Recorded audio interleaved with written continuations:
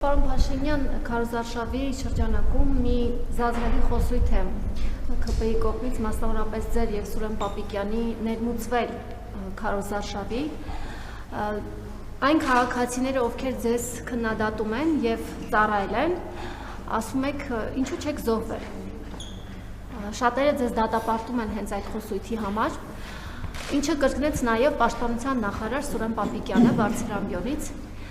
Նույն քաղաքացիները հետաքրքրվում են, թե ինչու դուք չեք զոհվել, Սուրեն Պապիկյանը չի զոհվել, ինչու քաղաքացիական պայմանագիր խմբակցության որևէ պատգամավոր չի զոհվել, օրինակ ինչու չի ծառայել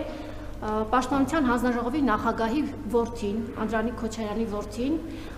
եւ հայրը նրան անվանում է բարձրակարգ տղա, դրա համար չի ծառայել, ինչու չի զոհվել նա, լավ Միքայել Սասուն Միքայելյանը ինչու չի զոհվել, այս խոսույթը որքանով է ընկալելի եւ ընդունելի եւ ի վերջո իսկապես ինչու որևէ մեկը չի զոհվել։ Զորահանդեսի կազմակերպումը շատերը կապում են, ձեր ընդդիմախոսները կապում են քաղաքական քարոզարշավի հետ, քանի որ վերջին անգամ զորահանդես տեղի է ունեցել 2016 թվականին եւ 10 տարի անց հենց ընտրություններից 10 օր առաջ կազմակերպելը առնվազն քաղաքական նպատակ է հետապնդում, ինչպես սրան կարձագանքի եք, շնորհակալ եմ։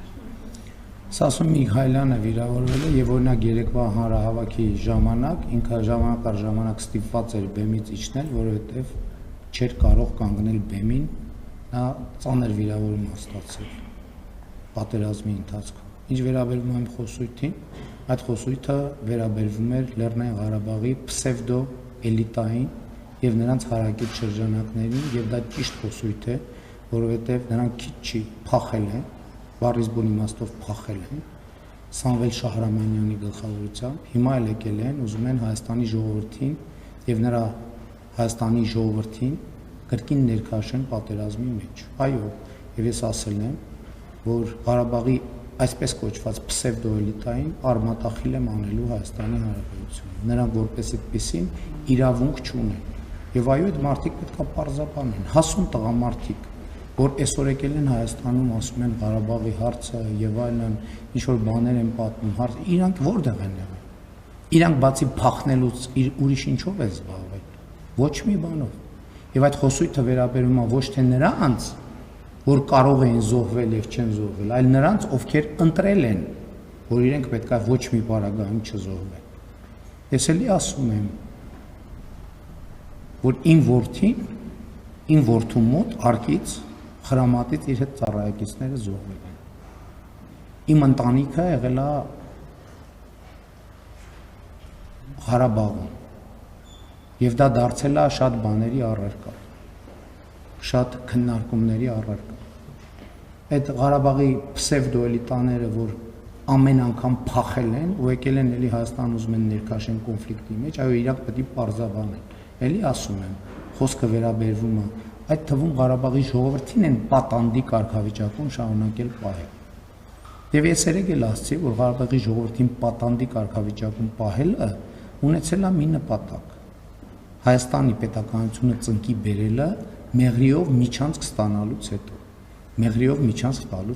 մենք այդ բոլոր պլանները ձախողել ենք։ Ռոբերտ Քոչարյանի գլխավորությամբ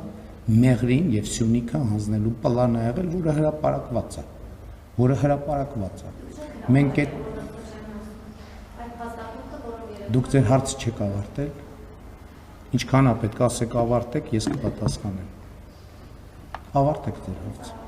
Հաստատ, վստահ եք։ Ռոբերտ Քոչարյանի գլխավորությամբ Սյունիքը եւ մեղրին հանձնելու պլան ա եղել։ Այդ պլանի իրագործման համար ա տեղի ունեցել հոկտեմբերի 27-ը եւ ես հպարտ եմ, որ այդ պլանը խափանել է։ Եվ այո, Ղարաբաղի պսևդոէլիտայի բոլոր ներկայացուցիչները պետքա պարզաբանեն, թե ինչու իրանք չեն զոհվել, ինչու առաջնագծում չեն եղել, ինչու են փախել։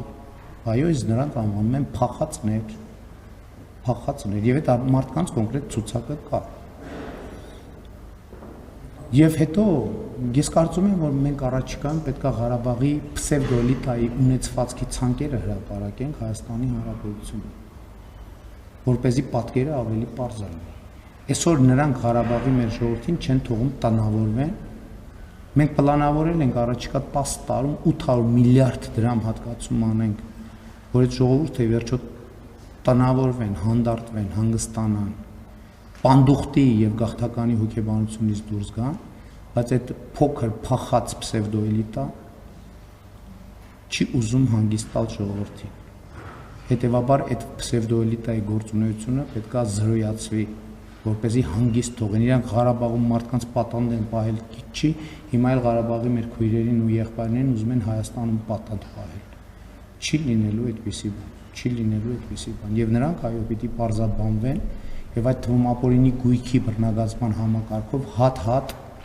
այդ տասնյակ եւ հարյուրավոր տները ձեռներից առնելու ենք, հատ-հատ։ Եվ առաջիկայում դա անպայման տեղի է ունենալու եւ ես այդ թվում դրա համար եմ մանդատ ուզում Հայաստանի եւ Ղարաբաղի ժողովրդից միջավայրից, Ղարաբաղի ժողովրդից։ Եվ այդ պսևդոէլիտայի ներկայացուցիչները Հայաստանի եւ Ղարաբաղի ժողովրդի առաջ դեռ պետք է պատասխան տան։